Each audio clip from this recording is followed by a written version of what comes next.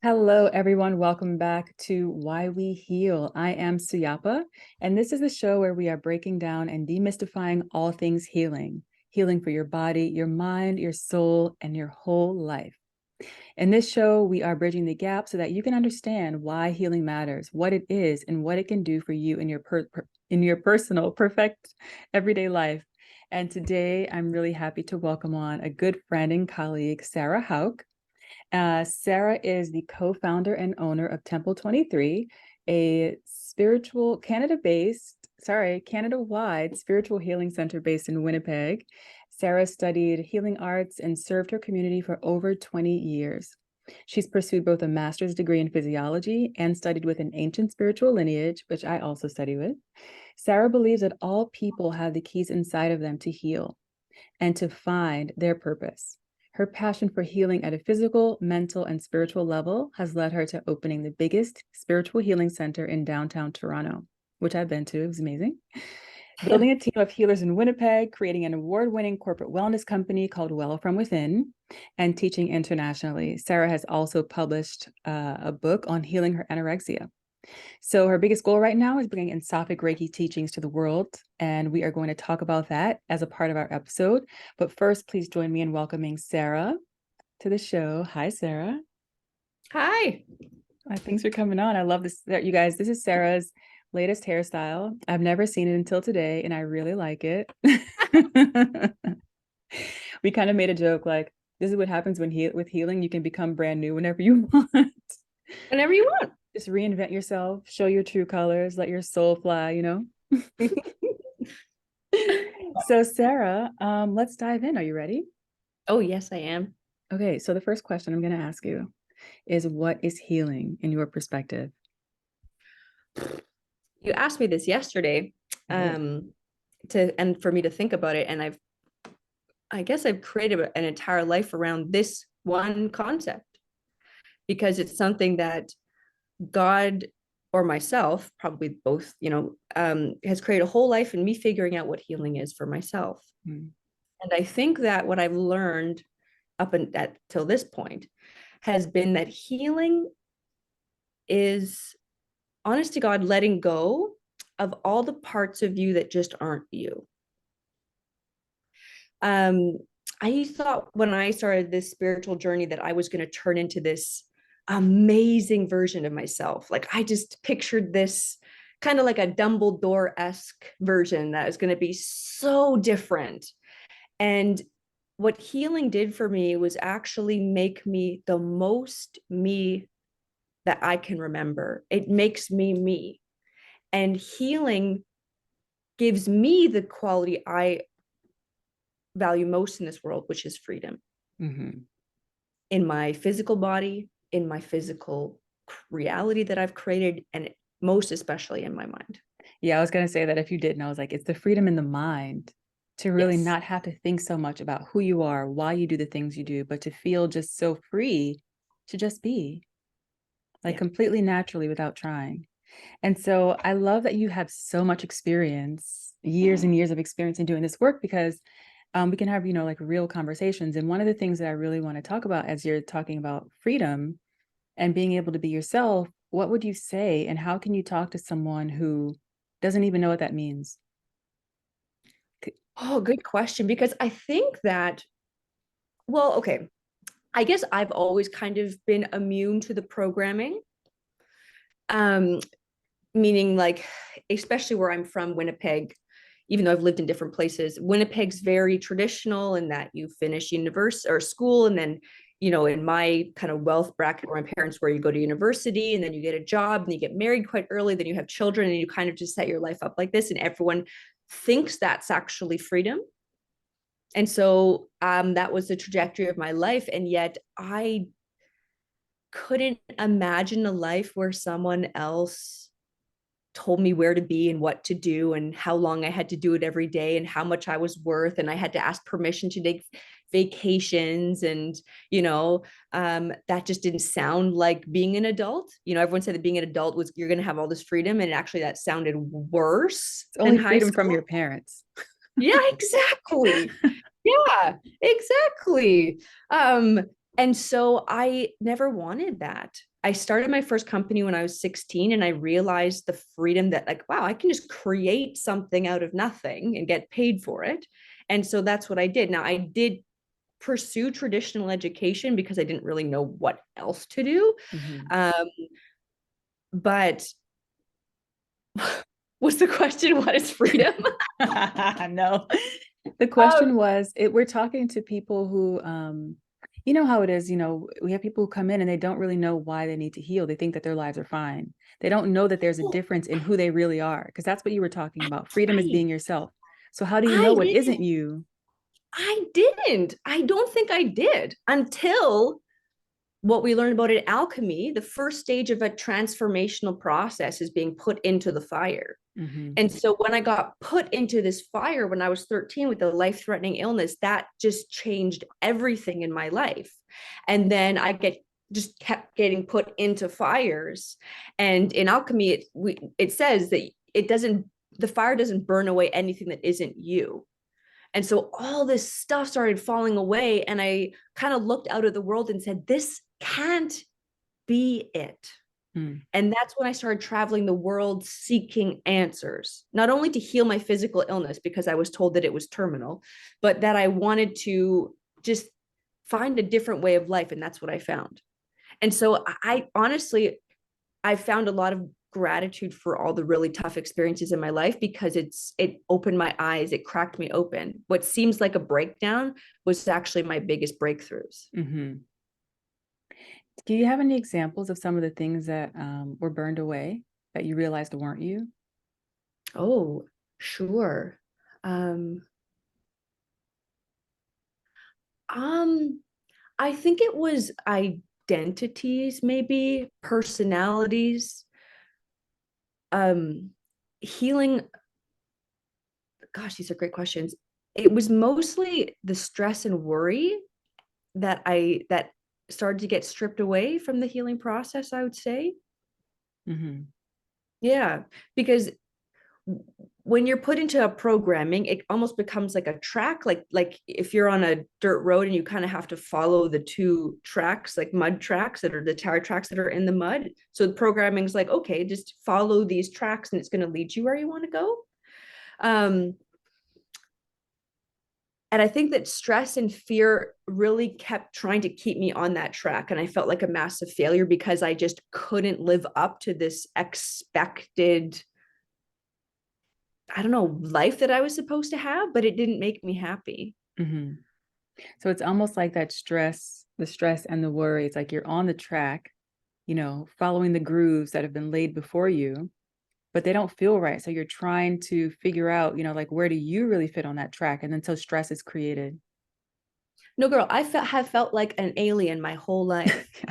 Like just a straight up, I just got planted down into this random family Yeah. that I call mom and dad. Yeah. And I don't agree with anything. I didn't agree with anything. I didn't like, I remember in school, I just asked the word why so many times until finally the teacher just said, because I said so. And I Oh said, gosh. oh. And so, when I was 10 years old, I realized how school worked. I'm like, oh, okay, I sit here, I say nothing, you tell me stuff, and then I just, remember it. Hmm. And Yeah. then so did that create issues in your family and, like you feeling different? Because it makes me think about the black sheep and anyone Oh, who's yeah. watching who feels like that black sheep in the family or who has that inner knowing and they can see that, everyone else is kind of living blindly and they really don't know what to Yes. do or to believe in themselves. Well, I think there just has to be an acceptance that it is going to be a hard journey, especially in the beginning. And to me, the pursuit of knowing who you actually are and investing in your own happiness to me is the only thing that makes sense. Of course, we have to pay bills and we have responsibilities in the outside world, but as the black sheep or as someone who maybe your family doesn't understand you or even your friend group doesn't understand you, like investing in strength within is the most important investment that you'll ever make. It was the most important investment I ever made for myself. Hmm. I would totally Yeah. agree. Because I think at some point, it is hard in the beginning, but then at some point, you're able to go back and show them who they really are. I mean, my mom now studies with the mystery school and has for 10 years, and like I think before my dad was in the government and assistant deputy minister. And I remember when I first started the spiritual healing, people would say, well, Chris, what does your daughter do for a living? And I don't My dad's know. still saying that. She would say like yoga or something. That's right. But That's right. when I started to make money and I started to be successful and I built a company across Canada, my dad, kind of like a proud peacock, was like, he says, and he's just like, my daughter's a shaman. I'm like, oh, that's not right either, but okay. That's nice. At least he got it. He does, and it's really sweet. He tries to read, spiritual books to understand. It's really sweet. Yeah, that's beautiful. But it took a long time. It took a long time. And for me to even get to that point, I had to do a lot of forgiveness to the person my dad used to be too. Mm-hmm, mm-hmm, mm-hmm. That's huge. I'm sure it's not easy to raise children who are so different. Yeah. Because they have no idea. They have this idea that they're going to have a child and rear them and, show them what they've learned and all these things. And then you get this child who like can't compute. So then what do you do? No. And I've had to do a lot, like, and God bless my mom, like she's my best friend, but I just heard every single day, why do you do it like that? What are you doing? What are you doing? What are you doing? So I'm like, something wrong. Is something fundamentally wrong with me? I think that was the question that haunted me for a long time. And I think a lot of my clients that I see, I think that haunts them too. Is something fundamentally wrong with me? Yeah. And I Yeah. think that that's a very painful question, but can lead to so many cool answers. 100% agree. Yeah. Yeah.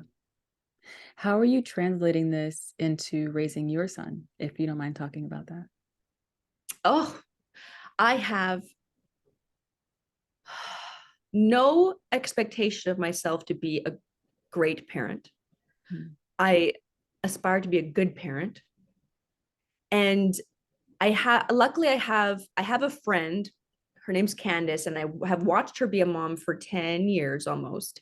And no matter whether her daughter thinks she was a good mom or not, I know that Candace tried her very best to, like, I think there's parents that say I tried my best, and maybe that's true, but I don't really believe a lot of them. Whereas like Candace did. And so I just try my best to learn as much as I can. But I ultimately believe that you're only going to be as good a parent as you are a person. And so at the same time as being a good parent, and like obviously like there's a very masculine, feminine role in the household. My husband's a protector and he keeps Joel very physically safe and he's the tough one. And like, I'm really good at nurturing. It's a really good balance. Joel loves us both, but ultimately the more enlightened I allow myself to be, the more I heal myself, the better I'm going to be for him. Because if there's anything I learned from my parents, it's that words don't mean bleep and that actions are everything. Yeah.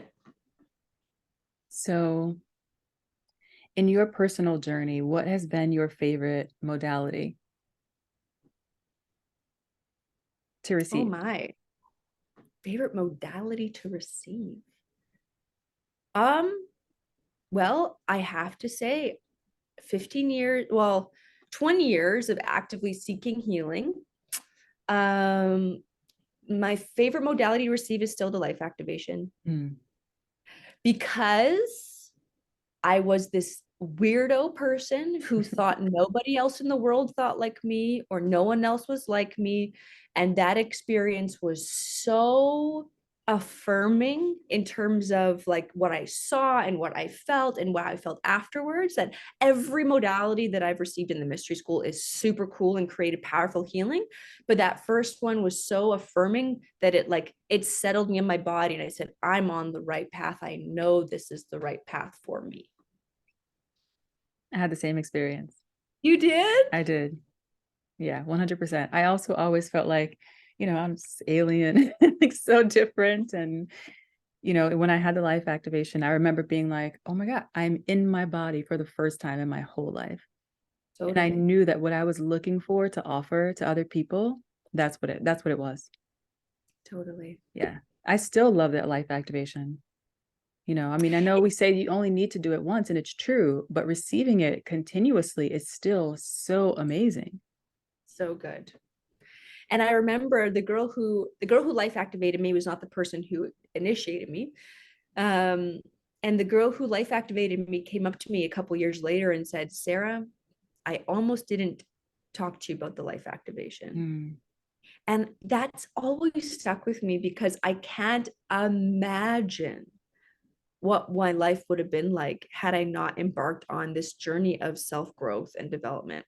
And so I'm happy to be the crazy person that's always talking about spiritual stuff, because I'd rather give people the opportunity to say no than for someone to come to me and say, why didn't you tell me that there was a that's better right. way for me? That reminds me of what Episcopus Dave said recently. I don't know, within the last couple of years, I remember he was saying that just by telling someone about the life activation, you've changed their life because now they know Oh, that something exists. I love that. So I hope we just told thousands and thousands of thousands of people about the life activation, Nice. if you didn't already know. We did one of those X-Men Cerebro machines. That's right. Life Life activations. activation. Did you feel it? Hashtag. All right. So what has you excited these days in terms of healing, energy, spirituality? Because I know that you're also always learning, growing, evolving as a teacher, as a human, as, a Uh, practitioner and guide yourself. So, what is it? okay. Well, the weirdest thing that's ever happened to me has been being a mom. Mm. I'm not one of these girls that was like, oh, I can't wait to get married and I can't wait to have kids. That's not me. I've always like, oh, I can't wait to crush my goals. You know, I cried on my wedding day because You I did. knew that it was a death as much as it was a celebration. Drew Yeah. knows that. Um, and when I gave birth to Joel, I died. Mm.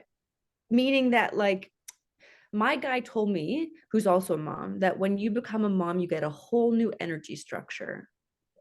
And I'm like, oh, whatever. Okay, sure, fine. But what I experienced was a complete death of who I am. And 2 years later, I am still not even comfortable with it. Mm. I'm Is he still only learning two? to. He's two. Yeah. Oh, wow. Yeah. He's just 2 whole years old. But I'm learning to surrender into this new person because the person I was just can't exist in the Mhm. same way. But it's unlocked so much. I mean, we watch Wonder Woman and we're like, yeah, girl power. But it's like, nah, they don't even know. Like when you're a mom and you unlock this like unlimited well to nurture and care for your child, which then ripples out into your community, Mm. it's made me so much softer. It's made me so much more gentle, so much more understanding. It's healed me so much because if I think like sometimes my son like freaks out and hits me and scratches me, and I'm like, fuck. But I think if I can love, like, it doesn't even phase me. Like if Joel loves, like I can love Joel after that. I'm like, oh my God, well, God loves me then. That's right. So it does so much healing for me that way. Like if like as an imperfect being that I am and I can still love Joel, well then like for all the mistakes I've made, God still loves me. And so being a mother has transformed me the most. But the two things that I'm most passionate about would definitely be the Kabbalah, Mhm. because I love that, and Mhm. in Sophic Reiki. Mm. And in Sophic Reiki is really, it's just really, it's my biggest passion right now. Tell us about it. Well, it's fascinating because I was never into Reiki actually, which was funny because I'm a healer, but I was never drawn to it, not ever. Even I never. Um, but when I learned the Sophic Ray healing modality, I learned that Reiki was actually it was brought to humanity as a tool for personal enlightenment. Mm. That hands-on healing was a secondary benefit, I guess you'd say, to when Master Usui was handed down the teachings of the Ensophic Ray system. And I'm asked all the time, what's the difference between regular Reiki and Ensophic Reiki? But there is no difference except Western Reiki is a portion of a complete system of personal enlightenment. And Sophic Ray is a way for us to truly bring the mind into a state of balance so that we live in the flow. Because if you were to look at what is ultimate healing for the physical body, it would be homeostasis. If I, pursuing a master's degree in physiology, like you learn that if the body could stay in homeopathy, in Homeostasis. Thank you, homeostasis, you would never die. Like you just wouldn't. Everything would stay in perfect balance. And so for us to live as God, this like total flow, this, live as our birthright in peace and abundance and all of these things, then our spirit needs to be, and our mind needs to be in balance. And in Sophic Ray is the teachings to bring personal enlightenment and spiritual peace to all humans. And that's the mission that us and Sophic Reiki teachers have in the world, is to clean up the teachings of the Reiki, because it's kind of turned into, I'm just going to heal your knee, but it was meant to be an actual system of personal enlightenment. I love that. Because, spirituality itself has become something that is like healing a knee.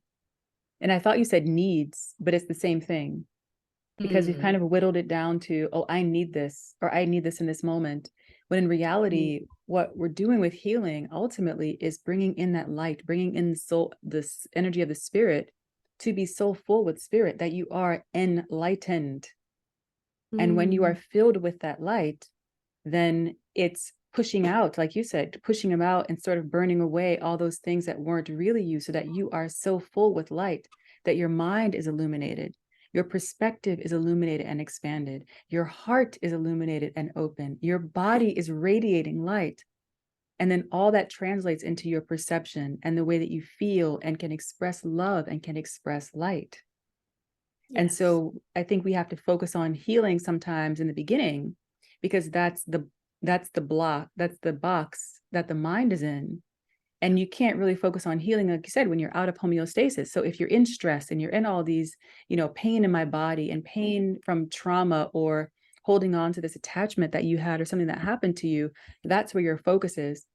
And then so maybe you do have to focus on forgiveness or focus on healing that thing, just to make a little more space so that you can come a little bit more back to the center.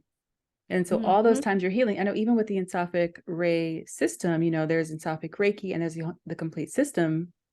Sometimes the Reiki, you can come in and sort of work on those layers, work on those, individual things that are keeping you out of yourself. Yeah. So that you can then become more enlightened. I don't know, that what you said inspired me to share that part, because I do think it's interesting to talk about, again, what really is healing and why, to raise everyone's perspective to, yes, ultimately we all should be enlightened. Imagine if we were all enlightened and the world would be light, enlightened. I know. I think about what's going to save the world all the time. And the only answer I keep whittling down to is humanity needs a higher level of consciousness and awareness. Yeah. Period. There's enough money on the planet to save everyone. There's 100. Enough goodness in every human being to solve all the problems. We just need to get our mind right. That's right. And get your mind right. Get your mind right. And that's going to happen in all different kinds of ways. For me, it started when healing for me was when I was obsessed with exercise, and I would swim for 2 hours at a time. And it was, 2 hours of meditating, and it would just be my mind going nuts for like an hour and 45 minutes. And then finally 15 minutes of complete silence, that was healing. And the fear I have about where we're at right now, because everyone wants to sell you something, like you just have to be aware of that. Okay. And you a lot, they're trying to sell you that this is going to make you perfect. This is going to make you happy. But you got to accept the fact that healing is going to be like a very long journey, and probably a lifelong one. And so cultivating the warrior spirit inside of you to walk that journey, because nothing else is going to bring you to the levels of joy and freedom and abundance that you want. Mm-hmm. I think I'm glad you said that. That's a really important point because, that's also what I'm trying to do with this series is to, again, like I said, make it a way of life. That, it's not like you go into the store and you pick up this thing that's going to heal you. It's not like Western medicine, basically. It's more about how do you incorporate this perspective into your life so that you're not like, oh, one day I'm going to be done. Because like you said, we're living life. So things are always happening to us and around us and within us. So just keep walking and make it a part of your life. And you'll start to see how you unfold and what you become. And then that inspires you to want to keep becoming. Totally. I've been a lifelong athlete, and when I stopped doing sports, you go into the gym and there's always like, okay, well, like now I'm going to work on my aerobic fitness and now I'm going to work on anaerobic fitness and I'm going to work on weight training, and it's never done. You're always just in fitness, you're always just trouble for me. And for like a lot of athletes I know, it's always just like, okay, I'm going to work on this. I'm going to work on this and, whatever. I'm gonna do that. I'm gonna do a pull-up, like whatever it is. Whatever it is. And so every healing modality makes a difference. Absolutely. And it takes you to a new level. Perhaps it's kind of like, I always see healing like unlocking a new level in a video game, and now you have like all that's good.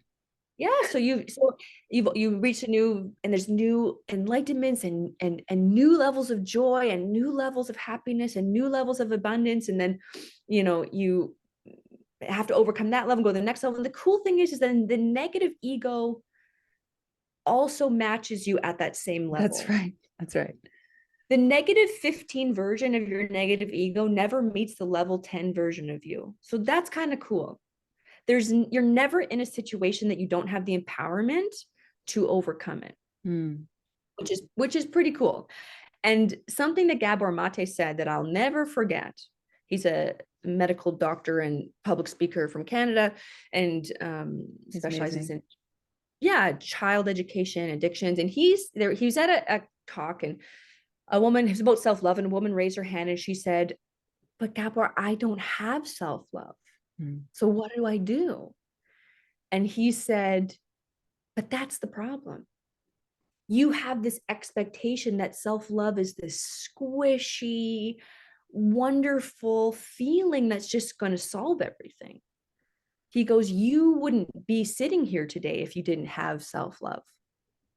That's right. And so at the same time, as I tell people, like, accept the fact that this healing journey is probably forever if you have the goal to become the best version of yourself, at the same time, honoring the fact that every day when you wake up and want to be a better version of yourself, that is self-love, that you are crushing it today. That's right. Right. And I really, really believe it, like how in martial arts, it says, if you're not moving forward, you're moving backwards. So just every day, just you trying to be better at something is forward motion. So acceptance that the journey is always going to be there, but then acknowledgement that you are awesome, that you have self-love. Otherwise, you wouldn't care enough to try something. I love that so much. When you can really, really solidify the pillars of mercy and severity inside of you, that you have deep severity for yourself, but deep compassion, that's when you move forward in grace. But if you live too much in this muddled middle of like, well, and that makes the healing process tough. Yeah. Yes. And it makes suffering too. Yep. Because then you don't know where you are. So like you're like on those grooves, but then you're in stress and you're in overwhelm and all the things that you mentioned. And I love suffering. Like, I'm not going to sit here and be like, we all love suffering. Come on, I'm just the perfect person. I just love suffering, right? Because I am stubborn AF, Zuyapa. I'm like, I just can't let go. I need to hold on to my suffering for so long. But the cool thing is that as I keep walking and I keep I've eventually just let down all of these things, there's like less weight that I'm carrying. And I am happier. And so even though my husband would be like, Sarah has days, like, those days are so much farther and in between and so less severe. And whereas like before, my problems were like, oh my God, like like I can't pay my bills and like my boyfriend's abusing me and like I can't function. And now it's like, oh my God, I have to help more people. Like it's also like in context, right? Like before my Yeah. drama was just so much more dramatic. Whereas Yep. now it's more like, how do I'm just not helping enough people. I'm a failure. Yeah. And also you have a different empowerment to get over the those moments. So, you know, And you, we still have difficult days. You still have difficult, you know, moments and things because we're still alive and aspiring to yes, things. But who you are has changed so much that that yep, experience is different. And even when you're going through it, you know exactly what it is. You know you're going to yep. get out of it and you know how Mhm. to get out of it. Exactly, Zuyapa. Because I was given tools and That's I right. actually used them. Yeah. Hmm. God bless my OCD back in the day. My OCD was just on point, like, Sarah, like, you gotta do your rituals. And I was like, okay, you gotta meditate. Oh, okay, okay. And so my OCD just every day, like, forced me to do these things, Yeah. which is cool. And so I really built this really good foundation underneath me, just like Hmm. fitness, right? I used to be like such a hardcore athlete that now I don't have to train as hard, but I'm still like really, really good shape. And so like when you like invest in whatever you're investing in your healing process, whether it's osteopathy or massage or therapy or what, as long as you're getting tools and you use them, you're going to see results. I believe, I really do. Yeah. So we're nearing the end. We have a few minutes left. I have an outro, but do you have any final words that you want to share for the people out there, the people in Oh, the back? okay.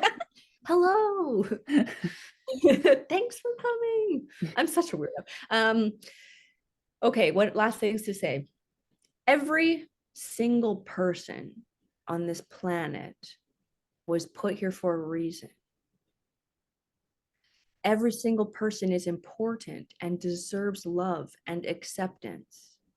And every person has the strength and the self-love to do it. Stress, fear, and anger are killing you. Mhm. Do whatever you can to find stillness so that you can start to offset that stress, fear, and anger. If you can do anything in your life, eliminate or modify stress, fear, and anger. Prioritize being relaxed. Enlightenment doesn't exist here. Enlightenment exists here. Inside of you. And when you can relax, you realize that nothing else is real. Mm. I go into the forest beside my house and I lie in the snow and I look up at the ground and there's no sound. And you're like, oh yeah, everything's okay. A lot of my problems, 99% of my problems, I am creating. And so I really work hard at releasing stress, fear, and anger. I believe that you should find some kind of path of some kind of either initiatory path or some program that helps you continue to progress, whatever that program is for you. Um, Never think that you're done healing or that you're done your journey, and just be grateful and find your passions and do them and be kind to other people. Boom. I don't know. Is that Great. okay? I And love it. if you're weird, Be then that you weird. especially have a purpose. 100%. Especially, So yeah, So just be weird. Hashtag be just weird. be weird. Discover Yes. your weird. Be curious about your weird, Yeah. right? Yeah. Wonderful conversation. Thanks so much, Sarah, for joining us. And they can contact you at Temple23. Is that right? .com? Sure. Yeah. Yeah. .ca. Okay, .ca. That's right. Canada. And I'm Zuyapa. Of course, you can reach me at zuyapajackson.com or orendatemple.com. Oh, I'll put the links in the description, of course. And please subscribe to the channel, like the video, and send us comments. I'd love to know what you want to see more of. And I look forward to our next episode. Thanks so much, Sarah. I'll see you soon outside of this.